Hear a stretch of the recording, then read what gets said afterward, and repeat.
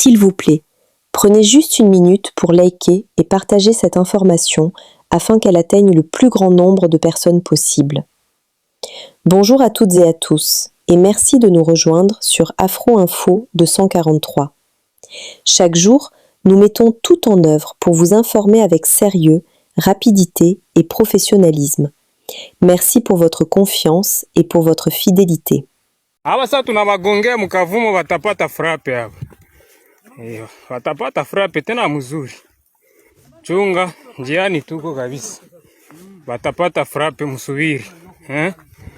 PKM ziko kila kitu. Watapata frappe. Kavumo. La journée de ce mardi 7 juillet 2026 a été particulièrement tendue dans le centre de Kavumo et ses environs. Depuis les premières heures de la matinée, des coups de feu ont été entendus dans plusieurs quartiers de la cité, plongeant la population dans l'inquiétude. Les Wazalendo poursuivent les rebelles, tandis que des affrontements et des mouvements de troupes sont signalés dans plusieurs secteurs.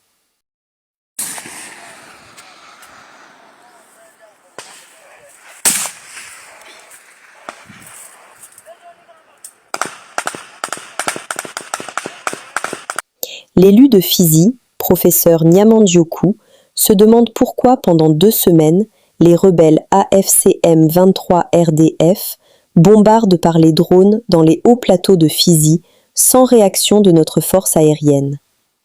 Il demande ainsi la convocation du ministre de la Défense accompagné de l'état-major de l'armée.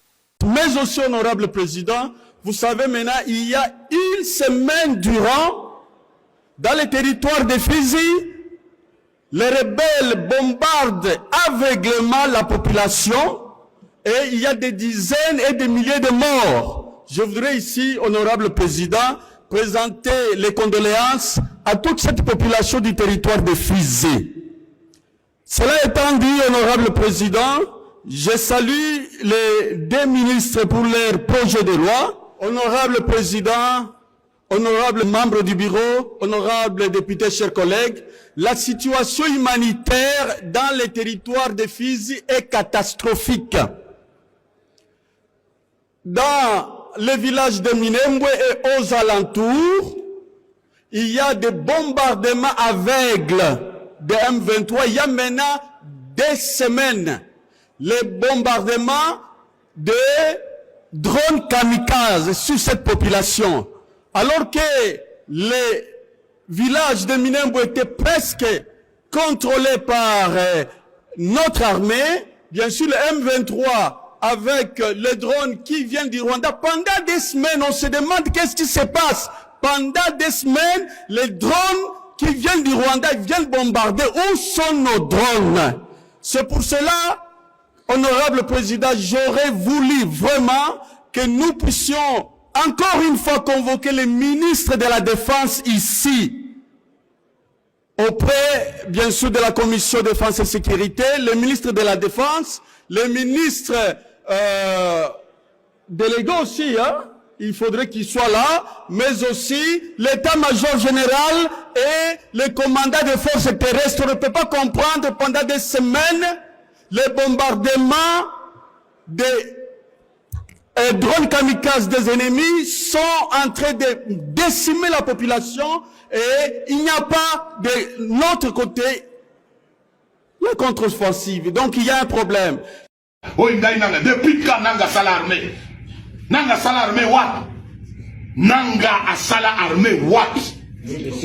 Alors, oyo Nanga ya koyana ba soda, azako menacer armée congolaise.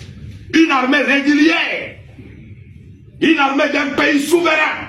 Mboka ya Lumumba, Mboka ya Tshisekedi, Mboka ya Mobutu, Mboka ya Kipavita, Mboka ya Kimbangu, Mboka ya Lumumba.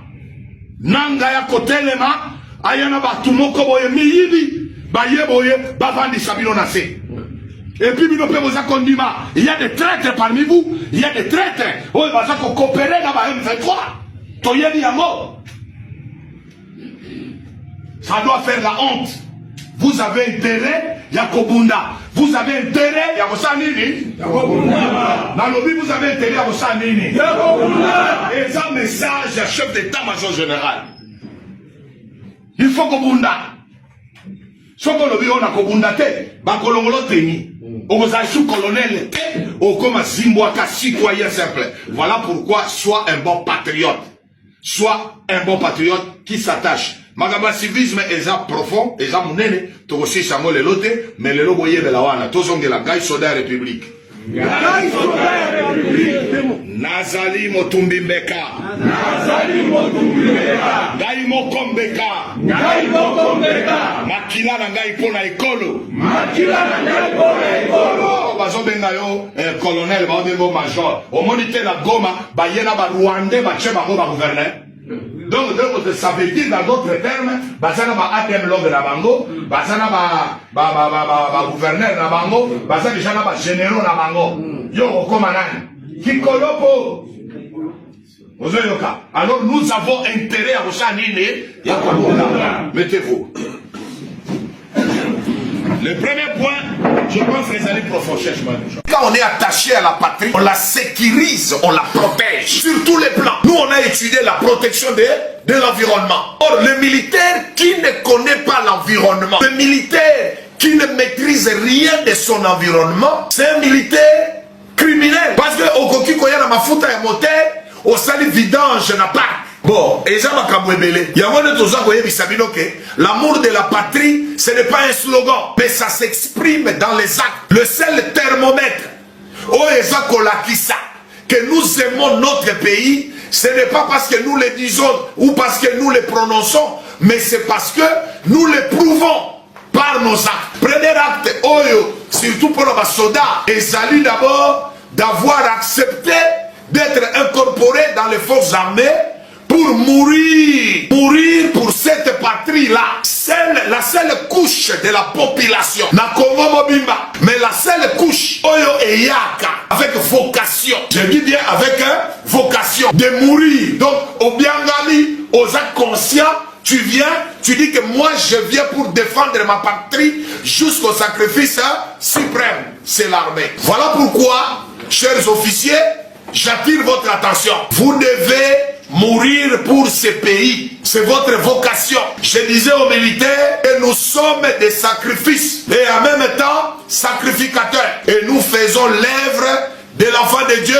Le Jésus qui est venu, il est mort pour les pécheurs. Mais le militaire, il se fait enrôler dans l'armée, il se fait petit Jésus pour mourir et à cause de sa nation. Mais le loyo, on a un langage à ma baie, surtout ma officier, et comme ils ma pression Moussala, on a un malade, on a la Kairni, on a un pota, on a un boy. Quand on perd l'amour de la patrie, on va tomber entre les mains de l'ennemi. Et l'ennemi va prendre votre place. Vous avez oublié votre vocation sacrée. Nous avons oublié notre appel. Il y a des serviteurs de Dieu qui sont appelés pour servir Dieu dans les sacerdoces. Mais nous les militaires, à tout échelon, nous sommes appelés par la République. Et notre appel est sacré pour donner notre vie, servir la nation jusqu'au sacrifice suprême. Écoutez, monsieur, vous vous trompez, hein? Monsieur Nanga, tu te trompes sur toute la ligne. Moi, je t'ai dit de te repentir. Tu as fait verser le sang du peuple congolais. Et même Dieu, tu comparaîtras même au tribunal de Dieu. Même ta conscience te reproche. Parce qu'aucun militaire, pour revendiquer ce droit, a le droit de verser le sang. Le violeur de la constitution, ils allaient Bango. Parce que Bangonde, Babundi Sinini, Mboka, Basu, Balingiba Zokokozinanini, Namanduki. Or, la constitution dit que nul ne peut prendre le pouvoir avec les armes, ni par la force.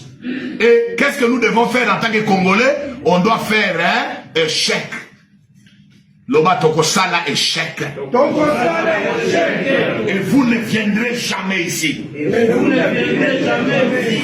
Alors voilà pourquoi, vous devez renouveler votre loyauté vis-à-vis de la République, vis-à-vis de l'institution, vis-à-vis du chef de l'État, chef d'état-major général, ma caution sur l'armée, Toto Sabango, Toba Telamboka, peut-on résister? Nous devons résister.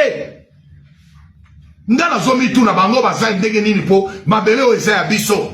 Tala boza na bénédiction ya bakoko na biso, mabele o eza ya Kimpanvita, ezali ya Lumumba, ezali mabele ya Kimbangu, eza mabele ya Mobutu, eza mabele ya Tshisekedi, moto akokufa, moto ya kolingazwa yango esenyela silisa biso nyonso.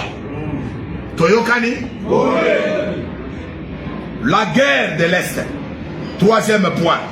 Tolingali to umela mingi na likambo menacé na toucher déjà ma point pour ne pas vous garder longtemps. Bien, il faut boyer comment nous sommes en guerre.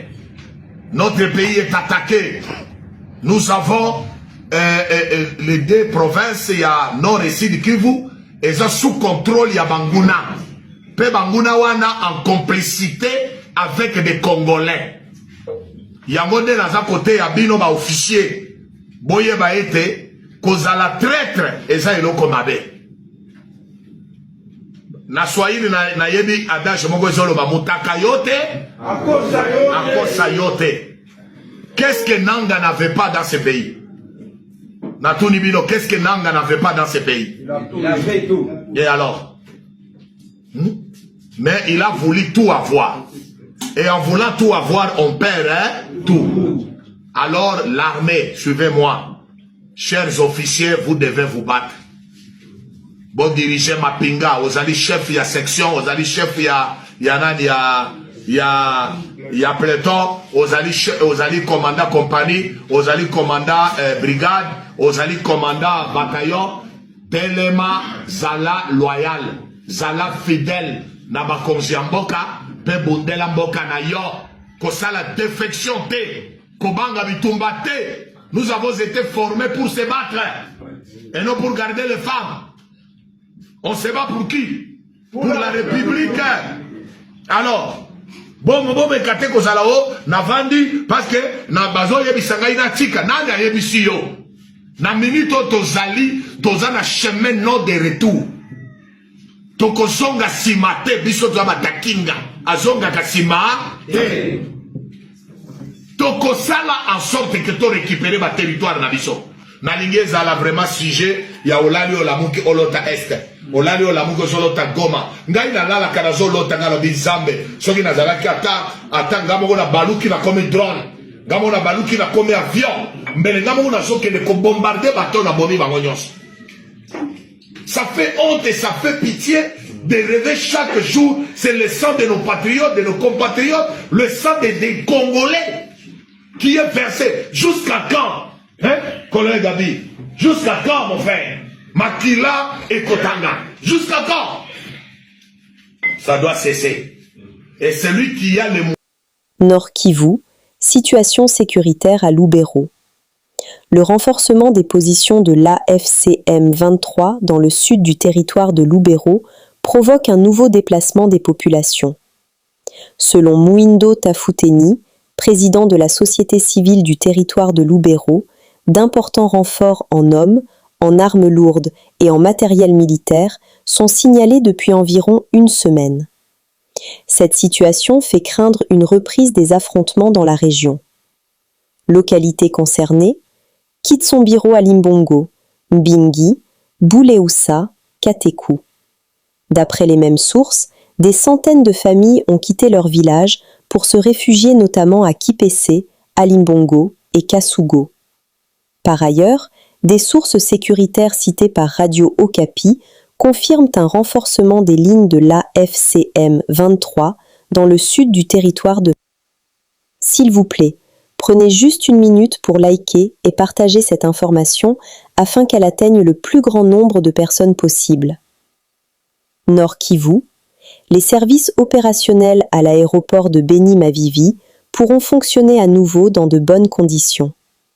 Le gouverneur militaire du Nord Kivu, le général-major Somo Kakule Évariste, a fait ce constat au cours d'une visite d'inspection des travaux de modernisation de cet aéroport ce mardi 7 juillet 2026.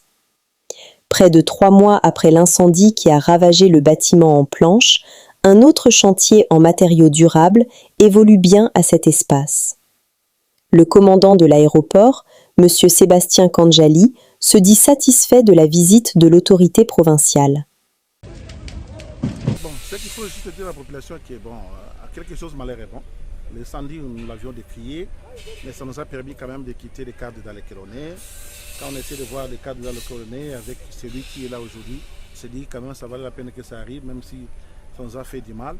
Nous devons toujours avoir l'espoir et que chacun apporte le mieux qu'il peut avoir pour construire notre pays. Bon, c'était pour nous un devoir de faire voir les travaux que nous sommes en train de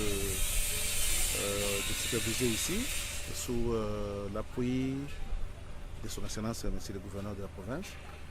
Et comme c'est un financement du gouvernement provincial qui décide à ce que nous puissions avoir une infrastructure qui répond. Aujourd'hui, Béni, c'est le chef-lieu de la province de Nord Kivu. Il fallait quand même qu'on puisse avoir une infrastructure aéroportuaire qui répond. Voilà, les travaux sont encore en cours.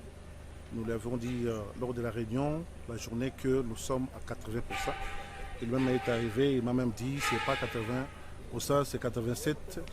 Vous êtes déjà loin et nous avons félicité. Nous disons bon, que la gloire revienne à notre Créateur. Mais nous sommes satisfaits par rapport à cette visite où vous-même vous voyez, dans quelques instants, il n'y avait pas ça. Et nous sommes en train de nous battre pour que ça soit mieux que ce que vous venez de voir aujourd'hui. Bon, en dehors des bâtiments, il y a des petits complexes qui viennent de proposer. Aussitôt visiter, ils viennent aussi prendre par d'autres innovations, c'est ce qu'ils veulent. Ils viennent d'imprimer une marque, il y aura d'autres petits bâtiments qu'on va faire.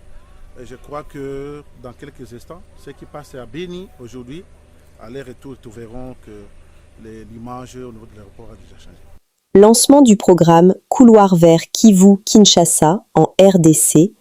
Quel impact réel sur le quotidien des communautés locales et pour quand attendre les premières retombées? Face à la presse, la ministre de l'Environnement, Marie Nyangué, a détaillé les opportunités de ce projet majeur. Une initiative pensée comme une double aubaine, préserver l'écosystème tout en stimulant une économie verte durable pour les investisseurs et les populations environnantes. S'il vous plaît, prenez juste une minute pour liker et partager cette information afin qu'elle atteigne le plus grand nombre de personnes possible. Madame Sekabour, allez-y s'il vous plaît. Merci beaucoup, Monsieur le ministre, pour la parole m'accordée.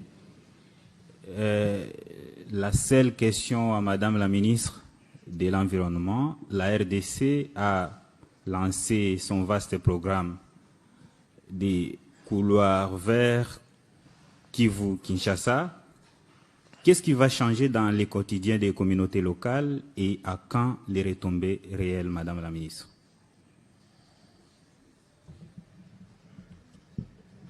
Merci beaucoup, messieurs les journalistes. Le couloir vers Kivu-Kinshasa va apporter un grand changement. Les changements sur le plan économique. Et vous savez, lorsque l'économie se développe, le social vient avec. Le couloir vert va permettre de construire les routes de l'Est à l'Ouest, et le programme est en cours. La construction de ces routes-là est en cours. On va aménager les ports parce que on pourra partir de l'Est jusqu'à Kisangani par route, et à partir de Kisangani, on va aménager des ports au vrai sens du mot, c'est-à-dire des ports vraiment avec des bétons, des grilles, jusqu'à Kinshasa. Et donc, ça va créer des emplois et ça va donner des revenus aux ménages qui sont dans cet espace-là. Et aussi, parce que cette zone couvre la zone qu'on appelle la Kivette. Cette partie regorge plus de 65% des tourbières de la RDC. Donc, à partir des marchés carbone, on ira chercher l'argent et les marchés carbone, des règles sont claires, les pourcentages pour les communautés locales, par exemple, c'est 30%. Lorsque vous avez vendu le crédit carbone, on dit 30% aux communautés locales. Et on surveille. Si la première année, vous n'avez pas donné les 30%, vous n'avez pas réalisé des projets communautaires pour ces communautés-là, votre crédit ne sera plus crédible. Donc ça signifie que dans cet espace, on va développer l'agriculture, l'agro-agriculture, on va développer, je voulais dire l'agroforesterie, et on va développer des activités économiques, mais qui ne vont pas émettre des gaz à effet de serre comme ça se passe ailleurs. On va développer une économie verte. Et ça va permettre aux communautés de se retrouver. Ça, c'est quelque chose sur laquelle le président de la République tient beaucoup, que les communautés rurales améliorent leurs conditions de vie là où ils sont. Ça leur permettra de rester là où ils sont et de mener une vie digne. Parce que quand vous regardez Kinshasa aujourd'hui, vous pouvez comprendre que l'intérieur du pays a un problème, un sérieux problème. Parce que si les conditions dans les zones rurales s'améliorent, nous n'aurons plus l'exode rural comme ce que nous vivons aujourd'hui, où tout le monde veut quitter les villages pour vivre à Kinshasa ou dans les grandes villes du pays. Donc ça va apporter un bénéfice énorme pour les pays et pour la population. Voilà, on va prendre les questions de... La RDC occupe la présidence tournante du Conseil de sécurité des Nations Unies, une avancée diplomatique historique articulée autour de la devise « Plus de paix, plus de justice, plus de développement et plus de multilatéralisme ». C'est donc une première pour la République démocratique du Congo qui a attendu plus de 3 décennies avant de retrouver ces prestigieux organes des Nations Unies, non seulement en qualité de membre non permanent, mais aussi comme président durant le mois de juillet. Pour son exercice, la RDC a opté pour la devise « Plus de paix, plus de justice, plus de développement, plus de multilatéralisme ». L'ambassadeur Zenom au Congo est revenu en détail sur le programme de la RDC. Permettez-moi donc à présent de présenter le programme de travail pour le mois de juillet que le Conseil a adopté ce matin. Alors, je vais vous le présenter semaine par semaine. Alors, la semaine du 6 au 10 juillet, le 7 juillet, le Conseil recevra un exposé de la Cour pénale internationale sur la situation au Soudan. Le 8 juillet, la République démocratique du Congo organisera un débat public de haut niveau titré Femmes, paix et sécurité, sous le thème Honorer la promesse du droit international pour les survivantes et survivants de violences sexuelles liées au conflit. Pour ce grand retour au Conseil de sécurité marqué par la présidence du dit organe, la République démocratique du Congo est déterminée à aborder son exercice avec humilité et ferme volonté de faciliter les délibérations substantielles et des résultats concrets contribuant au maintien de la paix et de la sécurité internationale, conformément à la Charte des Nations Unies. Dans le cadre de la présidence tournante par la RDC, le chef de l'État Félix-Antoine Tshisekedi Tshilombo va diriger débats publics de haut niveau sur la gouvernance des ressources naturelles comme levier de paix et de prospérité. Dans son programme de travail dans le cadre de la présidence tournante du Conseil de sécurité des Nations Unies, qui s'étend sur 4 semaines, la République démocratique du Congo envisage l'organisation de plusieurs débats et forums sur des thématiques clés concernant notamment la femme, les questions du droit international, des violences sexuelles liées au conflit et sur la nécessité de la paix dans des zones à conflit. Du 8 au 21 juillet, la RDC va donc signer son grand retour à la tête du Conseil de sécurité de l'ONU en y apportant sa contribution en faveur du multilatéralisme, d'un monde plus paisible, plus équilibré et d'une meilleure gestion des ressources naturelles. C'est donc un mois intense que la RDC se prépare à entamer pour marquer pendant un mois son exercice du Conseil de sécurité des Nations Unies. Lubumbashi. Une cinquantaine de personnes ont été interpellées ce mercredi matin, 8 juillet 2026, lors d'une opération de bouclage ciblée menée au quartier 5, dans la commune de Ruashi, dans le cadre de la poursuite de l'opération Ndobo. L'opération, supervisée par le commandant provincial de la police, le général Blaise Kilimbalimba, avec l'appui des FARDC, a également permis la saisie de plusieurs objets dangereux. Les précisions avec le major Charles Binlouamba dans ce reportage. Dans le cadre de la poursuite de l'opération Ndobo, visant à lutter contre la criminalité urbaine et la grande criminalité, le commissaire provincial de la police nationale congolaise du Haut-Katanga, le général Blaise Kilimbalimba, a supervisé ce mercredi 8 juillet 2026 une opération de bouclage ciblée au quartier 5 dans la commune de la Rouachi. Menée avec l'appui de la 22e région militaire des forces armées de la République démocratique du Congo et des différents services de sécurité, cette opération a permis l'interpellation d'une cinquantaine de présumés criminels ainsi que la saisie de plusieurs objets dangereux. À l'issue de cette intervention, le général Blaise Kilimbalimba a salué le professionnalisme, la discipline et l'engagement des éléments de la police nationale congolaise, des forces armées de la République démocratique du Congo, ainsi que des autres services de sécurité ayant pris part à cette mission. Le commissaire provincial en a en outre réaffirmé sa détermination à intensifier les opérations de sécurisation sur toute l'étendue de la province du Haut-Katanga afin de mettre définitivement hors d'état de nuire les auteurs d'actes criminels et de garantir la sécurité des personnes et de leurs biens. Nous sommes arrivés à la fin de cette édition. Merci à vous de nous avoir suivis jusqu'ici. Si vous avez apprécié ces contenus, n'oubliez pas de vous abonner à notre chaîne, d'activer la cloche de notification pour ne rien manquer de nos prochaines vidéos. Likez et partagez cette vidéo. On se retrouve très prochainement. À bientôt.